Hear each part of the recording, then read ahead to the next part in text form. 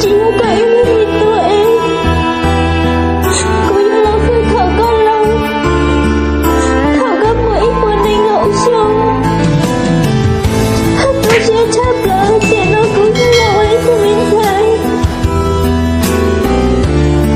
Cô chỉ tao thôi cô nhẹ nhõm còn ít chê. Cô đã được không phải mua nha. Nó cứ chỉ theo cô nhẹ.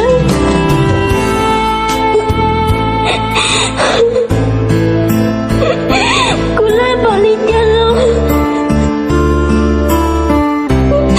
Cô theo liệu cô ra kìm mất xíu. Bảo đi đâu chỉ khi lấy thức bao.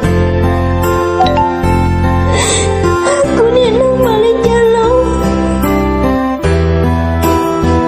Cô hay đi làm nó lâu cô sẽ để chỉ một anh chị cô nè. Để anh chị hơn cô lớn xíu. Lâu khi thế ngã tao tới phê nhưng lâu ở bên thay.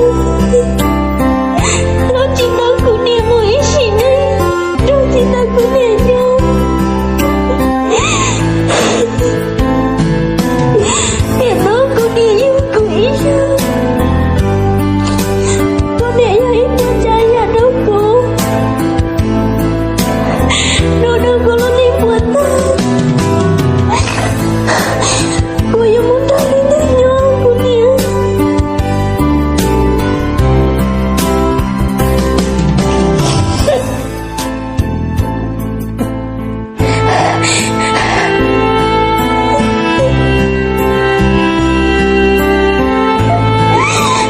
Tại vì sao vì thế một đêm là một cho lần đâu có từng khi.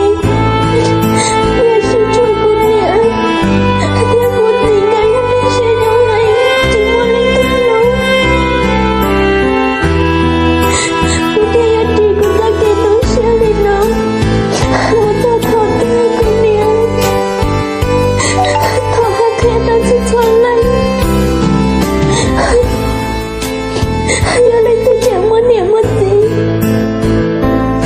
Lo yêu niệm yêu gì. Ra ra em một trái nhà này mua. Ra kê mua nhớ chỉ yêu gì. Ra một đời ý đi rồi chứ. Nhẹ nhõm là lúc thì xưa.